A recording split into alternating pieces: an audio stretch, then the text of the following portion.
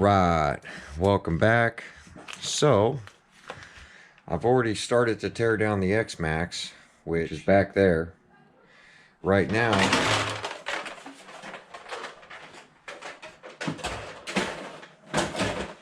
I've got the ExB on the table because of this snapped arm, and so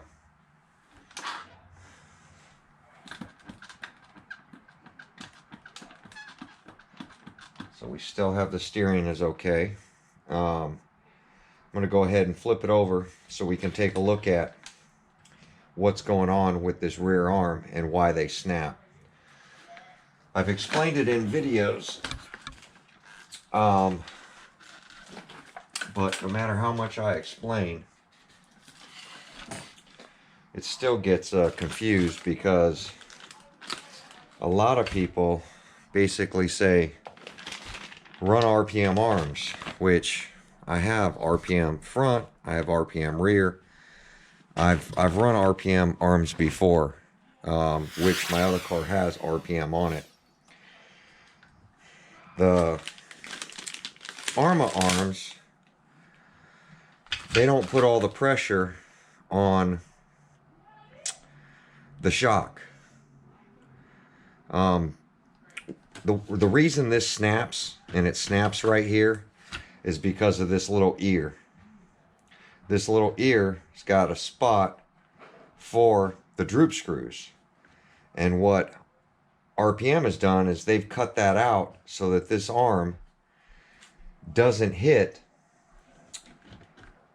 the control arm, which makes the droop a lot more.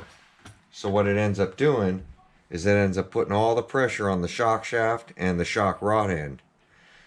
Well, because the arm is so flexible, kind of like when this breaks, what happens is when the RPM overextends and it flexes like this, it tends to break and bend the shock shafts while it's still attached over here, because the arm is so flexible on the RPM stuff. And because there's no spot in the chassis for it to grab, it pretty much puts everything on the shock. Now you can run a shock shaft or a retaining strap, a limiting strap, to stop it from going so far down so that it doesn't max out the bottom of your shock and just rip the shock shaft out of the base of this thing. The problem with that is that the shaft is still, or the strap is still going to move like this. So if you crash in the wrong position and you overextend and you force this thing to this position, it's going to tend to bend up your shock shafts and ruin your shocks. Well, the shocks aren't sold in single pairs. Now they sell pieces for it, but if you ruin the shock body or you pull the shock shaft out of the body, you're done. At that point, you're buying two shocks, which I've had to do. And that's why I have these ready to go with the M2C shock shafts in them. Because I have broken so many shock shafts, I've had to spend $200 on shocks every time I break it. Or I can spend 20 bucks and change one of the arms and have one as a spare. So it's basically $10 a break or $100 for two shocks for the 8S. For me, I'd rather put a $10 arm on it. Now, you have to spend 20, and if you keep breaking the same arm, you're going to be left over with a bunch of one-sided arms like I have here for the front. I have so many that I broke on the front of the Outcast, because that's what was breaking on the Outcast, was fronts. Or, I'm sorry, on the Creightons were fronts. On the Outcast seems to be rear. So, at that point, it's like, what do? You know? For me, I'd rather, keep putting arms on it until I can figure out some sort of solution to solve this. RPM arms are not the solution. 100% in my book. I have them on my other one. They are not the solution. They cause a bunch of other carnage, to ruining the link, to ruining the shocks, to ripping out your sway bar link, and then also bending your drive axle, because everything flexes so much it ends up bending and it keeps popping out your drive axle out of the cup because it's flexing so far, ruining shocks and ruining the upper link. Now the ready to run, because the link is thinner, what would happen is it would just push the threads in and not cause all the carnage that the thick shock shafts and the thick links are causing. Once you strengthen one area, it ends up transferring to another area. So before, on the thinner shafts and the thinner links, it was pushing the links or pulling the links out and then bending the shock shaft. Well, now the thicker links and thicker ExB shock shafts have now created the weak point, which is here and snapping the arm. So, I mean, and it's just a design flaw. There's not much we can do about it. You know, everybody seems to think RPM's the answer, and RPM's not going to warranty, for one, they're not going to warranty their arm.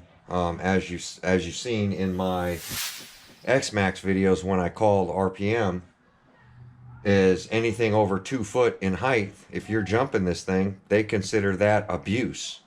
So, you know, you go 3 feet or, you know, even 2.5 feet, warranty's void. So there is no easy solution for what's going on with these fifth scale.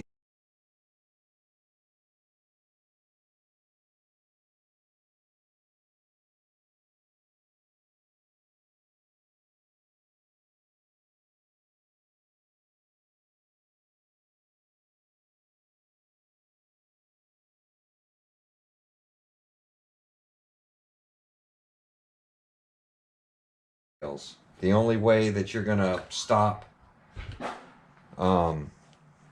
breaking stuff is to stop jumping it and stop rolling it and stop crashing it on bad landings. I mean, that's it. Until then, you know, it's gonna cost you $10-$20 every time you break something. And I'd rather, you know, change out arms than I would dealing with shock fluids, shock shafts, shocks, upper links, all that, because that was costing me a heck of a lot more than just changing one arm when it snaps on a bad landing. This thing went 45 minutes before I blew out this arm. So, and the battery, I still wasn't LVC yet. That's why I was ripping on the grass. I was trying to see how close to LVC I was, to see if the thing was going to stop running. My fans are running all the time, and it's still not draining the battery. 45 minutes of runtime is great for a vehicle of this size, in my opinion. So, and that's plenty of time, because I like to run around 30 minutes. And then from there, let everything cool off. So 45 minutes, I'm doing really, really good in that runtime, because 45 minutes is going to give me a 20-30 minute video for you guys. And for me, that's plenty of time to be out there running, and I'll grab another X-Max or something and rip that while this is cooling off and the batteries are charging, if I want to continue running that day. Like I said, with the X-Max out there, and I knew I had 2 X-Maxes, I had a good 2 to 3 hours of runtime, and that's why at one point I was like, you know, I gave it over to my daughter. I was so tired of running that I was like, you know what, you need to go over here and rip this. She didn't want to rip any of them. She was just hanging out in the car with my other daughter, and then I pretty much had to force her to grab the X-Max to get her to start ripping it, and then she started having fun with it. And that's the thing with kids. Once you get them involved, they will have fun, you know, but it's that initial getting them to, you know, have the fun. So all I did there was unscrew it and then push it through so that I can take the nut off the back side of that, because we'll have to put it into the new arm. And then I'm going to go ahead and get that put back out.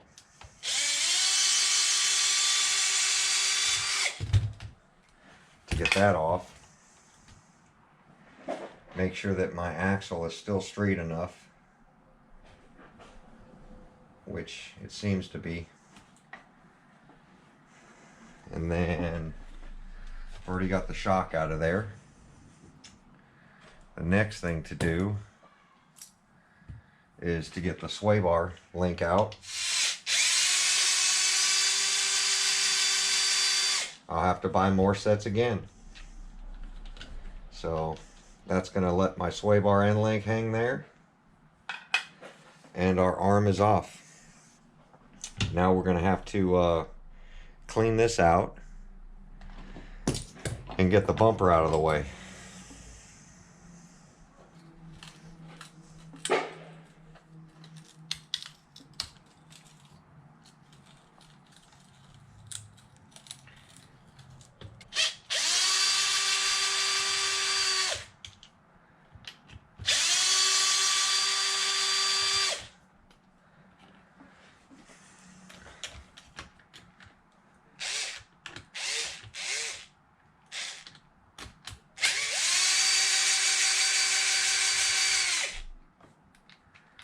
Now these 4 bolts will be the same length.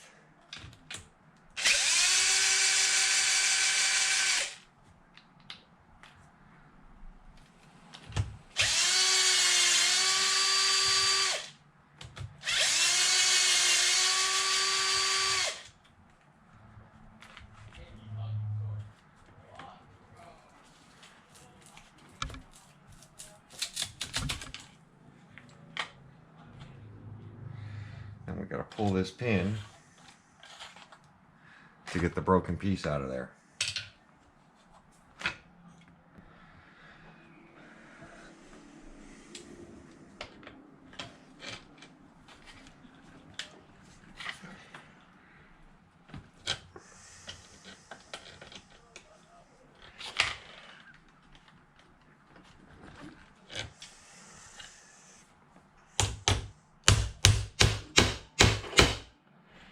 Gonna try to make that level again.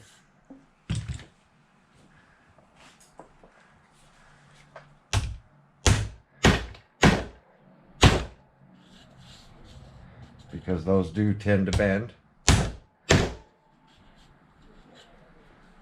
When they're overextended, right before they snap the arm, they'll bend this. So I just bend them back straight.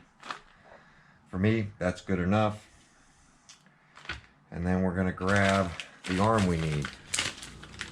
So droop screw, holes,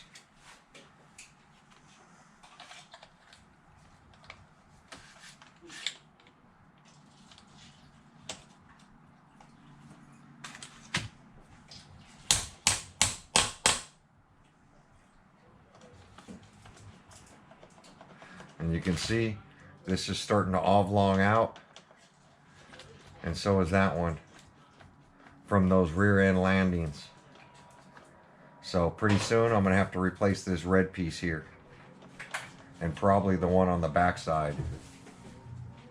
ExB comes with aluminum, and the other one comes with plastic and a steel insert, which breaks really quick. These tend to hold up a little better.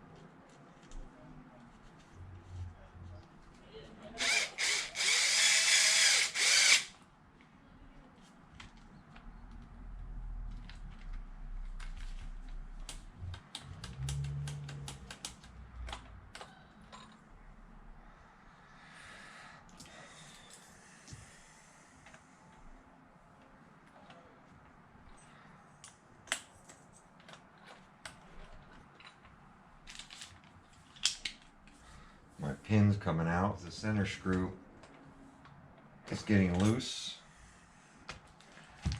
Pin won't fall out when the wheel's on, but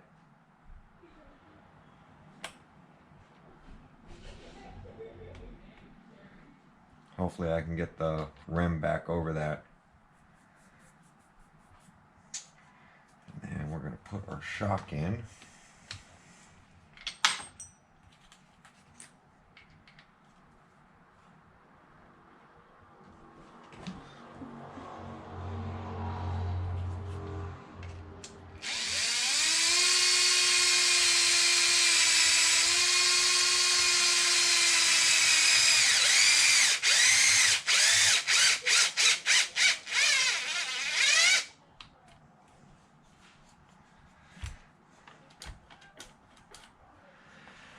Then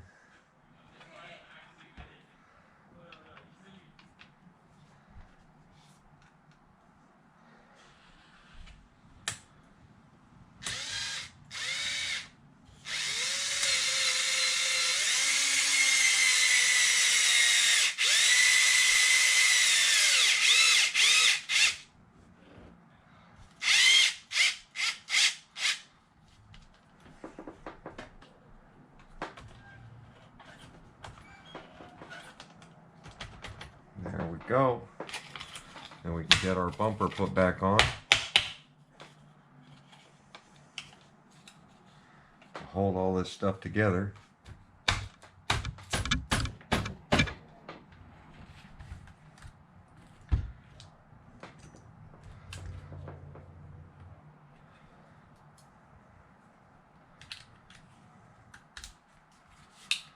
I put these two in first,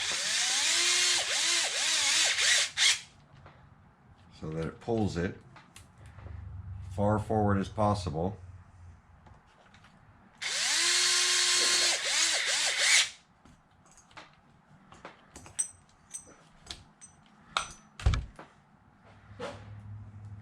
And then the two little ones, so you're not changing bits all the time.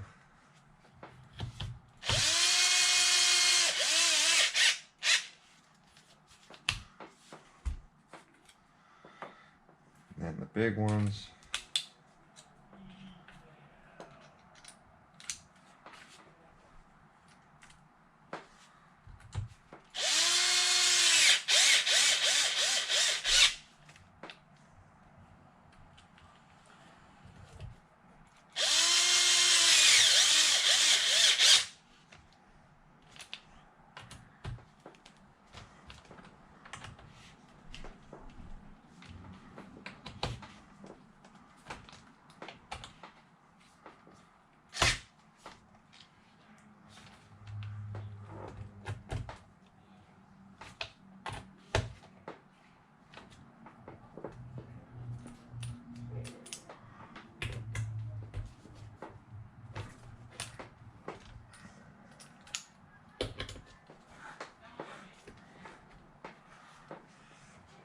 Double checking all of them, and I have another left arm which goes that way,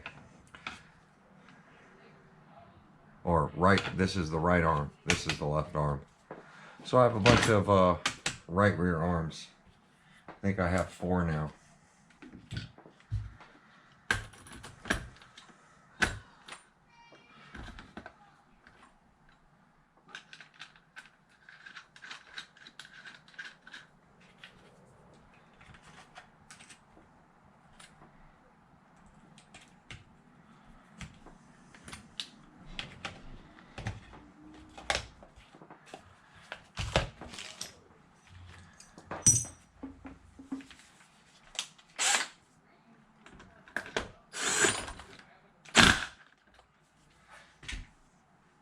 There we go. All fixed up and ready to go out again.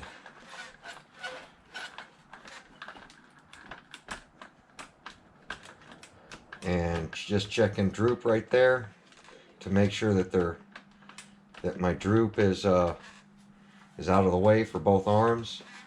Because what happened during the rollover it grabbed this arm and pushed it down, not up. It grabbed it on upside down, hit this arm, and it snapped it at the bottom over there. So I'm checking droop to make sure both wheels are hitting. As you see, I bent the one out of the way, and it's level again. That's how I know it bent it the opposite way, because it messed with the droop and bent the ear on the tab. And then get some of this debris out of here. But there we go. Easy little repair. We're going to get back on the X-Max and find out what's going on with the X-Max. My orange X-Max, because that one's got some sort of gear noise. And I'm going to swap out the upper control arm. Or the front lower control arm, I mean. And we're going to continue on with that. But there you go, guys. Like, comment, subscribe. That's what's going on with this. RPM arms are not going to fix it in my book. Like I said, my Ready to Run has them, and it snaps them off. It actually snaps off shocks. So I have shocks ready to go for that one. And I just keep swapping them out and buying, you know, the $100 shock shafts from M2C. And then as I break them, because I do break them every time out with that one, that's why I'm running this one. This one's only breaking arms. The Ready to Run on a bad crash will break shock shafts and upper links. So it doesn't even break the upper link, it just pushes them in. But there we go, guys. Like, comment, subscribe. We'll catch you guys on my next video. Thanks for watching.